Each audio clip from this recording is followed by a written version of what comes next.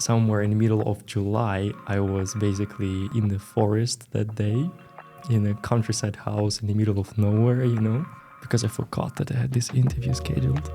And there was no Wi-Fi, of course. For all of these years, I woke up every morning knowing that this grade is not just a nice figure for me. This grade is something I am going to be assessed on when my future is going to be decided upon. A year after I had masters, I had honors, I had 4 side jobs, Asian delegation, fight for the scholarship, and moving out to the new apartment at the same time. Hello everyone, my name is Jacob and this is UT Journeys. Wonderful series when we sit with inspiring students to talk about their lives, motivation, and most importantly, how you can enhance your study journey.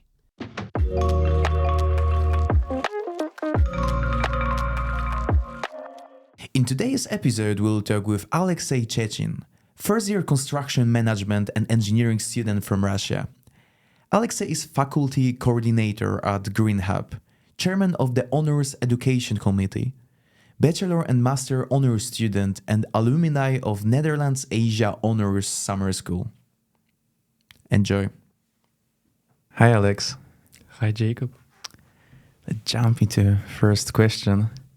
Okay. Could you tell us a little what the Green Hub is? Well, what have you heard about Green Hub? Once again? What have you heard about Green Hub? Mostly from you, actually. Oh, that, damn. Yeah. That what you're doing is starting some initiatives around the entire campus where you're trying to implement more sustainable future. Well, I hear that I've done quite some good job explaining this to you. Yeah, totally. This is what we do. So the Green Hub is a hub for all the sustainability-related initiatives on campus. We are staff-supported, meaning that we have 2 main coordinators that are full-time employees in UT, and the rest of the members are students. So we work really bottom-up. Until last year, we had only the core team with different portfolios. So some people were focusing on operational sustainability, some were focusing on promotion, some were organizing mainly events. And from this year, we expanded into faculties. So out of 5 faculties, we managed to get 3 on board, ITC, ET, and TNW. And we opened little offices of Green Hub within the faculties. And now the main goal of this faculty Green Hubs is to implement the sustainability development ambitions of the faculty boards. So that's what we do. And I started in Green Hub as an operational officer, so I was pretty much involved in projects like waste field visualization, looking into waste streams, how exactly we can identify what went wrong and fix this. And from this year, I transitioned into faculty Green Hub coordinator because we opened these branches, as I said. So I kind of naturally developed into the management role because I got bored at my previous position by that time. Can we make one step back and can you tell me a little how did you actually get the job and where did you find it? All right, that was quite some time ago, over 3 years from now. And back then I had little idea how to search for any job. So I was just mainly roaming around asking some friends if they knew. And then I was lucky enough to have a friend who actually was interested in what was going on campus and he was actively looking for stuff. And he just forwarded this link to me one day because he knew that I was searching for something. And he said, "Hey, Alex, there is this opportunity. Are you interested? I heard you're into sustainability," because we were just walking home together. And I mentioned something vaguely connected to greenery. I have no idea how he knew. But still, he gave me this contact. And I thought, oh, what can go wrong? What's the worst thing that can happen? Let me apply. And I did. And there I go. That's how I got in. And was it any kind of for example, process of application or what kind of the stuff you needed to do to apply? Right. So back then it was, I think, the second year of the Green Hub existence. So the application process wasn't too difficult. So right now, I think they want to implement assignments and so forth to check the quality of applicants to ensure that it's highest possible. Back then, it was a bit easier. So you still needed to send your CV and your motivation letter, and then you had a few interviews with the coordinator and the staff member. How did it go for you? Well, thank you for asking. That's actually a good question because the application process was somewhere over the summer, and back then I could go home. So somewhere in the middle of July, I was basically in Russia with my ex-girlfriend, and we were essentially in the forest that day, in a countryside house in the middle of nowhere, because I forgot that I had this interview scheduled. And there was no Wi-Fi, of course, so I had to connect through, I think, 3G, because even 4G was not working there. And I had an interview on Teams with two people, and one of them was a British native speaker. And this combination of the accent that I wasn't used to at the time, and a horrible connection, so I heard every third word said, made it special, I would say. Yeah, so I'm still actually wondering how exactly that worked. But I developed a strategy at some point. So once I figured out that I cannot really hear them properly, I waited for a big open question. So they asked me something. Oh, why are you interested in sustainability? And I thought, oh, this is my chance. And I jumped on it and I told them the whole 10 minutes story about how exactly I learned about sustainability and what it means for me, just so they wouldn't be able to ask me any further questions, because I knew that I'm not going to get them right. So I was actually surprised that they hired me. That went pretty good for you, actually. And especially looking at how exactly you developed for your entire study journey here during your bachelor in Green Hub and right now during your master. That's really, really amazing. Yeah, I guess you just have to start somewhere. I mean, I didn't start where I expected to start, in all honesty, because I applied for the project manager. So that's what I was interested in mostly. And I got this email that we hire you. You can start from September. And in September, I showed up to the meeting, and with my proud self, when my turn was, there was a round of introduction, and I stood up and I said, I'm Alexey, and I'm a project manager, new project manager. And then our coordinator also stood up and he said, oh, you're not. We hired someone else for your position. You're actually in operations. And I think this was the first moment of personal growth for me, to take something like this in front of 20 people, And I went through the entire kind of rejection bargaining cycle, because I thought first, maybe I misheard it, maybe I misunderstood or whatsoever. But no, they just hired me on the other position without telling me, which still was a proper starting place for me. And what are the things that you actually developed during your work there? In Green Hub? Mm-hmm. Well, it's difficult to tell, because along Green Hub I was doing so many things, and I cannot really separate now what exactly I learned where. But I guess the major part is the self-management, so managing my time, because this was my first job next to studies, and I really had to push myself towards learning how do I make my time in a strategic way. There was that moment when I just got hired by Green Hub, and then I think 5 for me then in the bachelor started. And I remember that evening I was going from Horst and I called my mom and I said, Mom, I am not sure how I'm going to make this. I cannot imagine how I can combine a full study with the 8-hour job, but I will do my best. And I was so genuinely scared inside that I would fail my studies because of that. And look at me now. A year after, I had masters, I had honors, I had 4 side jobs, Asian delegation, fight for the scholarship, and moving out to the new apartment at the same time. And I still survived.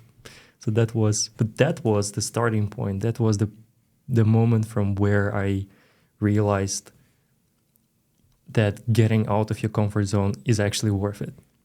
So I think this is what Green Hub brought me. Beautiful. That's really interesting when I also had a lot of this realization from my study that what I was regarding as a big ceiling, like something that I can go through, actually later turned out to be just stepping stone to even more wonderful things. And that's really interesting how you can learn, how you can take more and do more and engage in something more. Yeah, definitely. And you should be at least trying to do this. You know, it's better to fail than to regret not trying. Well said. But well, I heard also that for the Green Hub you are recruiting. Yes, for the Green Hub we are recruiting. So from next year we will have hopefully 5 faculty teams. And in each faculty we'll have from 3 to 5 people, hopefully. Meaning that if you are interested in sustainability and you have innovative ideas of how to bring about sustainability in your own faculty, you're more than welcome to apply. And what kind of the positions do you have? Well, I cannot disclose this information at the moment. We're still busy with strategizing the structure for the next year.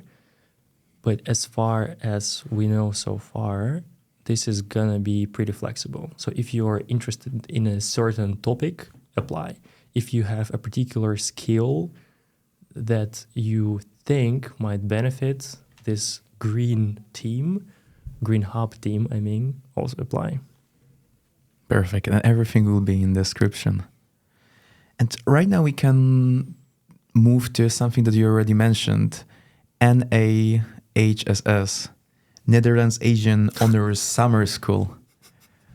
What's that? Yeah, so this is pronounced as NAS. NAS. Right, so Netherlands Asia Honors Summer School is a concept where each university in the Netherlands forms a group of representatives that represent this university. And together they form the delegation that represents the Netherlands.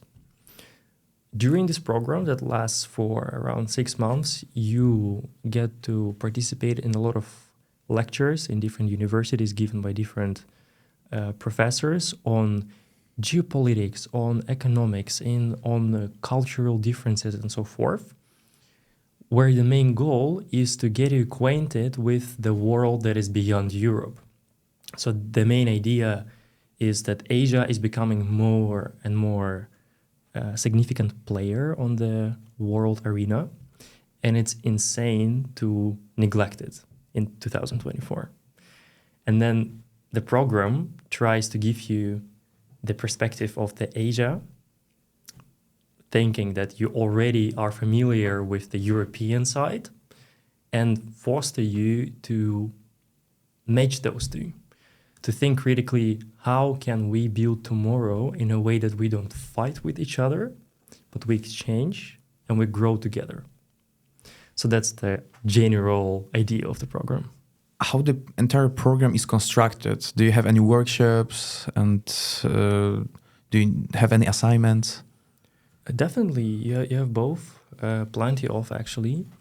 So you at first have the study module, you get to travel to different universities such as University of Utrecht, and you get these lectures on geopolitics and the rest what I mentioned. And then alongside, you get to work in a project where you implement this knowledge. So in my case, we got a collaboration with OMA, which is a construction architectural bureau, actually. And we were rethinking the principles of the urbanization in China. So long story short, the Chinese cities were expanding very quickly in irresponsible way, and they became not really livable. And now the question is, all right, what do we do next? How do we develop these cities in a way that actually makes them more livable in the context of the Asia, obviously?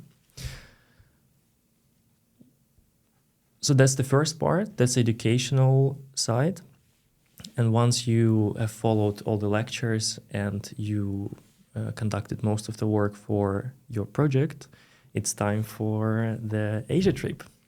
So that's the best part. You actually get to travel to Asia. In my case, it was Southeast Asia, so Singapore and Malaysia were two of our destinations. And in Malaysia, we actually managed to conduct a field work, which was extremely interesting experience for me. So we got to speak to the locals who are main stakeholders of the urban villages, which was a phenomena that we were exploring together in the project. So it's very nicely interconnected. You first learn the theoretical base and you apply it to the project, and then you get to experience these things in the field. And also there, so maybe what was the overall time investment that you needed to put into it? What were the timelines? Where exactly you needed to apply, and when exactly you needed to go for lectures, for work, if it comes to your assignment, and also when exactly you're going to Singapore and Malaysia? Right. So the application process started pretty early, as far as I remember. I think around January, mid-January, the application procedure is closed. So you have to apply before then. And then there are a few rounds that you need to pass.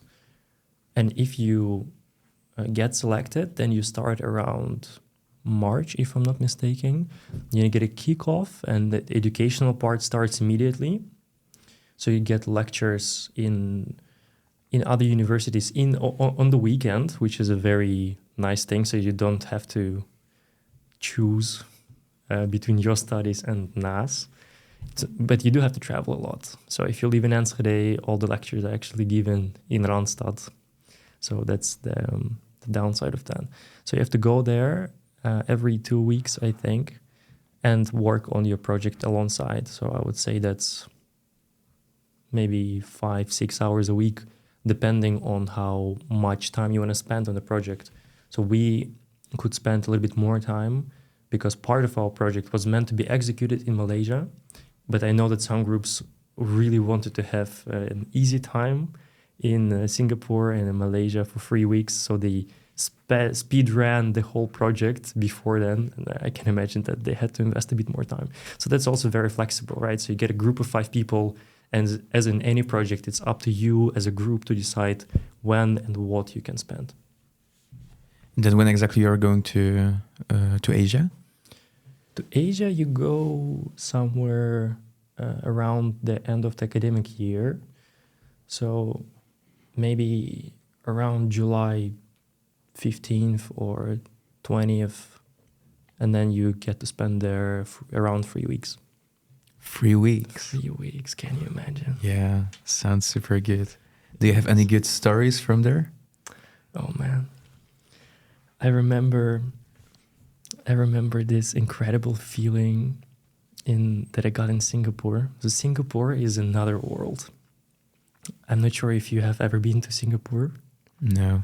Wow, it looks like something between another planet and Earth, but 200 years ahead. So it has gigantic structures that look surrealistic, with completely futuristic design, with waterfalls here and there in the city center, and a lot of greenery and extremely weird shapes. And I remember one day we went to the gardens, and this is not what you envision when I say the garden. So these gardens were essentially gigantic trees of 50 meters height, and you could actually climb one. And that's what we did. So we went up this tree, and from the tree you could see the entire Singapore on your hand palm. So you had a view on the coast with extremely futuristic hotel that looked like sort of a huge capsule levitating in the air with some attractions next to it. And man, I was looking at this and thinking, I'm Russian. I got to represent the Netherlands in Dutch that I learned in 2 years. I'm standing now in Singapore on a gigantic tree looking at all of this. So if this happened, what do I not manage to do in this life? And I got this feeling of complete freedom of mind and body. And I would say that was one of the most empowering moments that I've ever experienced in my life. Damn. That was like that. Yeah, even visualizing that is already wow. Yeah. You should definitely try. So these trees, they are lit up, and the light changes with the beat of the music. So the idea is if you're on the first floor, on the ground floor, you just lie on the ground, underneath the tree crown, you look up, and you just see the whole sky lit up in thousands of colors that change with the classical music. And you realize that you are on the other part of the world experiencing this. And that's something. But maybe moving to the ground. What are the requirements that people need to meet to be able to apply? You mentioned that it was in Dutch. Right, that was in Dutch, but as far as I'm aware, there was the last year when it was in Dutch. So this year they went more international, which is a benefit and a threat as well, get selected. But now because instead of only Dutch people, you also get the entire population of all the international people who can apply. Well, there are quite some criteria that apply to you that I don't remember off the top of my head, but the whole school is called Honors Summer School. So they expect all the applicants to be in one way or another standing out from the crowd. But the good news is that it doesn't mean that you do have to follow the honors program itself, for example. And that was kind of a joke because last year we were with 5 people from the UT and I was the only person from the actual honors program. So the other 4 were not. Meaning that if you don't follow honors here in the UT, you still have all the chances to be selected. But then I guess you need to have a really good study performance or extra stuff that you are doing. You know, from my experience also in honors, they are not looking so much into grades. So yes, grades are important, but there's always this afterthought in all the selection procedures of maybe this person is super talented, they have so many ambitions and they're super hardworking, but what if they're just not interested in this particular study? Maybe this wasn't a good study choice for them. That's why the results they're getting there are not completely representative. Therefore, yes, it might be the problem if you have a small grade, but if you can show that you're standing out elsewhere, I don't see any way that this would go unnoticed for them. And maybe we can move right now to your scholarship. Oh, it's a good one. Yes, that's a good one. So from what I know, you finished your bachelor in engineering. Right, in civil engineering. In civil engineering, and then you move to the master.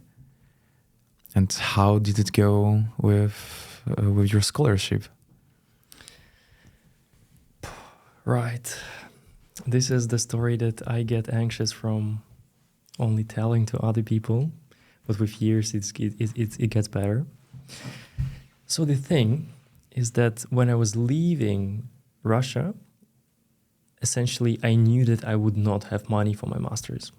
So I had the deal with my parents that they sponsor my bachelor's and then I figure out myself what I do with the rest of my life. And I had this burden on me or a task from the first day I came here. So that was my plan A. And you know, I'm the guy who plays a long game.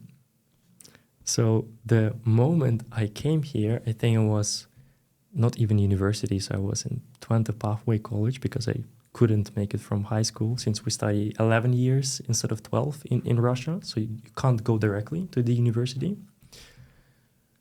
I went to the bridge year, which was TPC, and from day one of TPC, I contacted my future study advisor, and I said, we need to talk. And we talked, and I explained the whole situation to her, and she understood.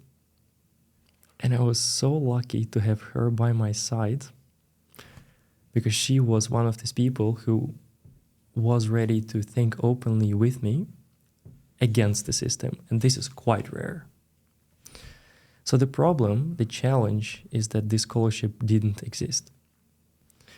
They have scholarships for masters, but only for incoming students, not for transfer students. That means that if you graduated with UT bachelor's as an international student, you do not qualify for the UT scholarship for masters. And for me, that was a no-go. I needed something else. And then we started looking with her into the whole procedure.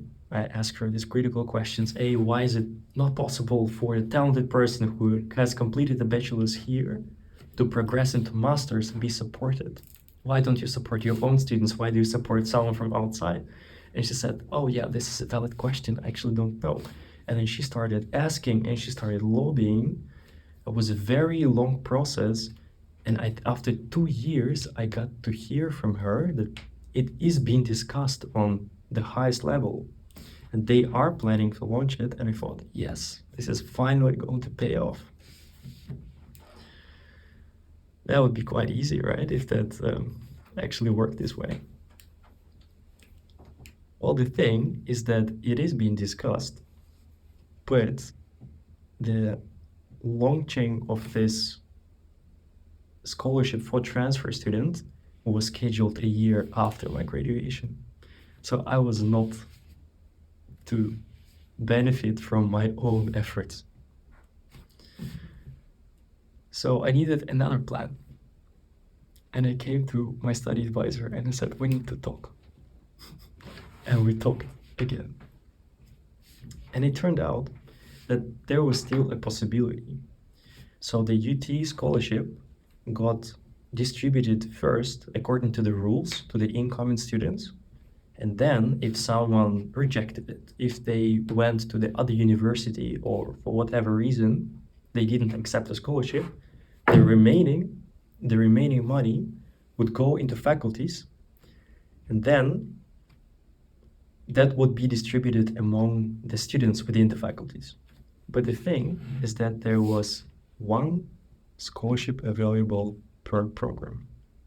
But the thing is that there was one scholarship available per program, meaning that you have to be better than other 100 people.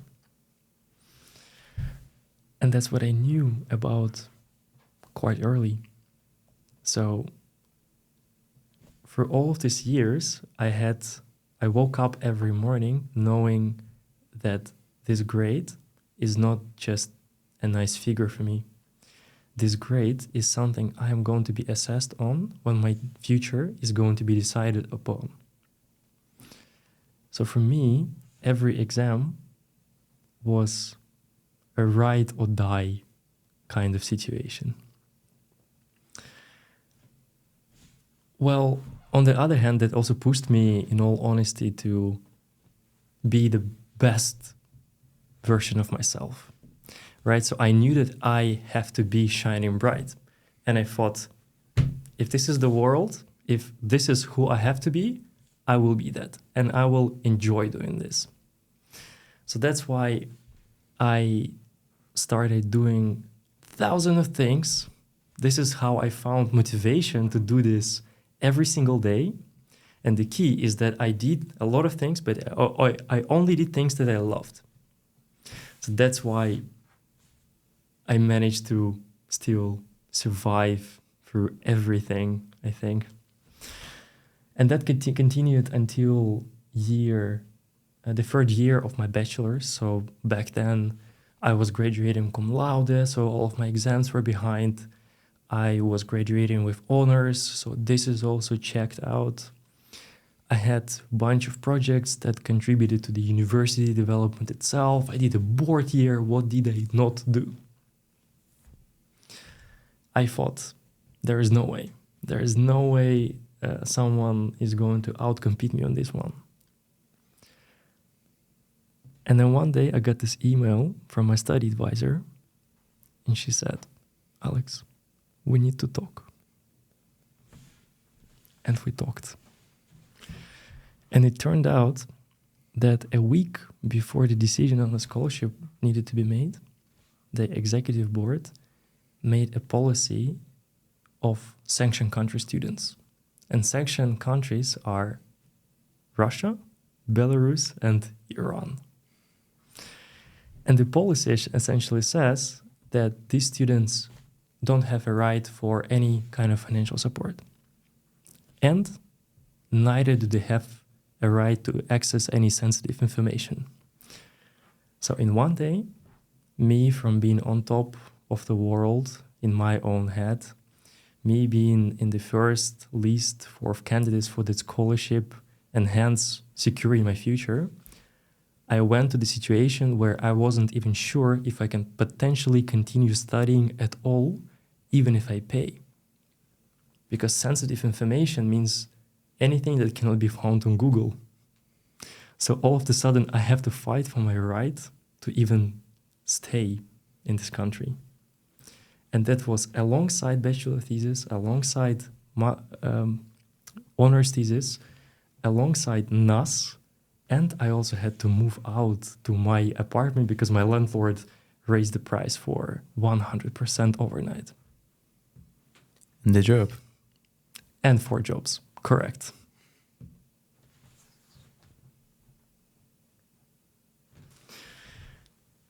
You know, some things in life, I believe, happen to give us this reference point. Because for me, it became an experience that I will always be able to lean back on and say, hey, if I manage to go through this, and if I manage to become a happy, healthy person after this, then I can do anything.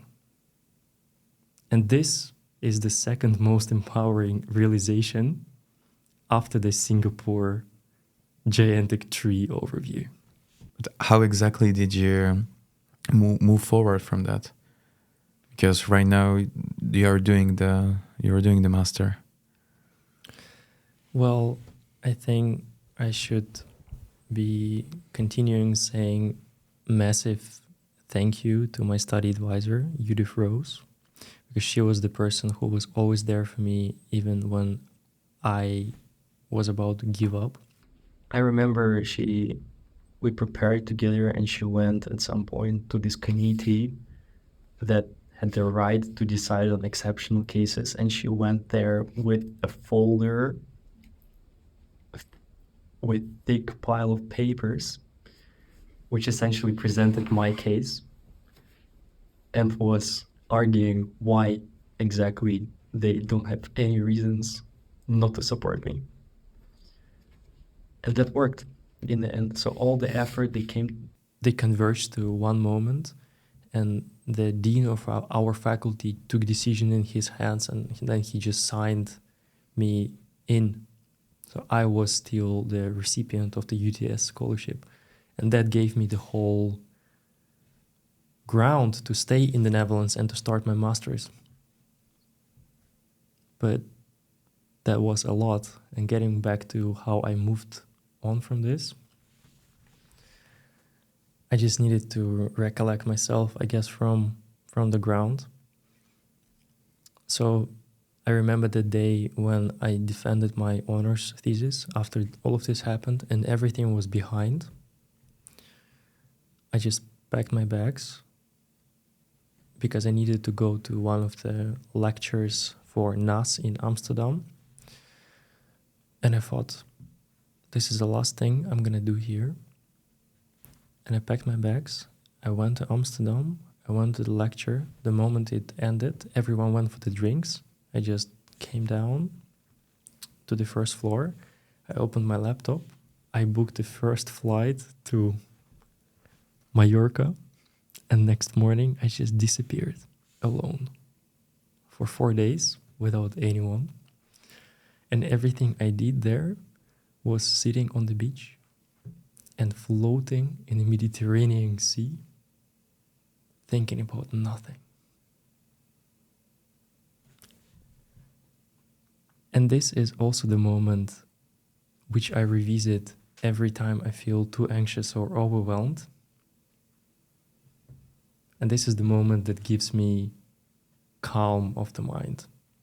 And I really needed this to reconnect with myself and start rebuilding myself from what happened back then.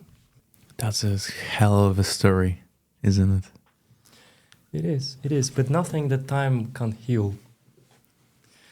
You know, even after I came from Spain, right, 4 days is essentially nothing, but that was the first point.